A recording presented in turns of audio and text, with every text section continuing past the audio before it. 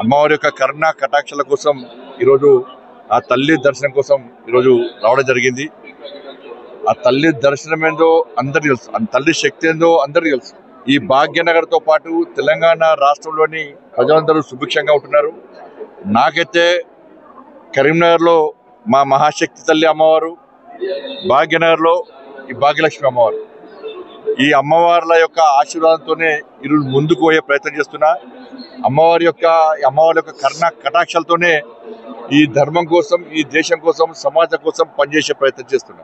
భాగ్యలక్ష్మి అమ్మవారిని ప్రపంచ వ్యాప్తంగా అమ్మవారి శక్తిని చూపెట్టేటువంటి అదృష్ట అవకాశం నాకు వచ్చింది.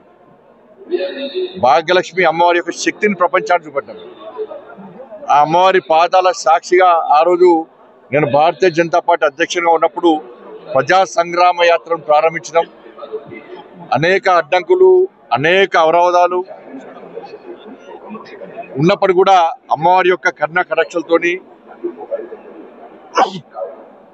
ఆ రోజు ప్రజా సంగ్రామ యాత్ర ఇక్కడి నుంచే అమ్మవారి పాదాల సాక్షిగా ప్రారంభించడం, 150 రోజుల పాటు 1600 కిలోమీటర్ల ప్రజా సంగ్రామ యాత్రను ఇక్కడ అమ్మవారి పాదాల సాక్షిగా ప్రారంభించడం. కాబట్టి ఎండాకాలంలో, వర్షాకాలంలో, చలికాలంలో ఎన్ని అడ్డంకులు వచ్చినా, ఎన్ని అవరాలు వచ్చినా, దాడులు, ప్రతి దాడులు జరిగినా కూడా వాళ్ళ మోడీ గారి యొక్క ఆదేశంతో ప్రజా సంగ్రామ యాత్రను విజయవంతం చేస్తాం. ప్రజా సంగ్రామ యాత్రనే కాదు, జిహెచ్ఎంసీ ఎన్నికల సందర్భంగా వీడికి వచ్చి అమ్మవారిని వేడుకున్నాం.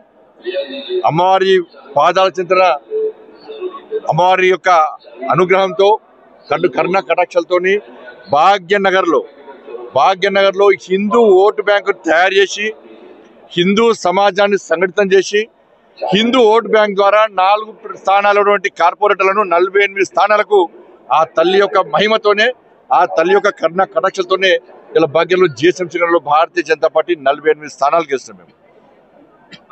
వాళ్ళ 8 దాంతోపాటు దుబ్బాక ఎన్నికలు కానీ, హుజరాబాద్ ఎన్నికల్లో, ఉప ఎన్నికల్లో కూడా భారతీయ జనతా పార్టీ ఇలా భాగ్యలక్ష్మి అమ్మవారి దర్శనం చేసుకున్న తర్వాతనే ప్రచారాన్ని ప్రారంభించడం. ఇవాళ దుబ్బాక, హుజరాబాద్ ఎన్నికలు గెలిచాం. మునుగోడు ఎన్నికల్లో కూడా ఆరు ప్రభుత్వం ఏ విధంగా అరాచకాలు చేసిందో ఇవాళ తక్కువ మెజార్టీతో మేము ఓడిపోయాం. 8 ఎమ్మెల్యే స్థానాలు గెలిచినాం, 8 ఎంపీ స్థానాలు గెలిచామంటే ఈ భాగ్యలక్ష్మి అమ్మవారి యొక్క కరుణ కటాక్షలతోని, వారిచ్చిన శక్తితోనే, వాళ్ళ ప్రతి భారతీయ జనతా పార్టీ కార్యకర్త ఆ తల్లి అందించిన శక్తితోనే భారత్ మాతాకి జై అంటూ, జై శ్రీరామ్ అంటూ, జై హిందుత్వ అంటూ వాళ్ళ ప్రచారాన్ని కొనసాగించడం. కాబట్టి ఈ విజయ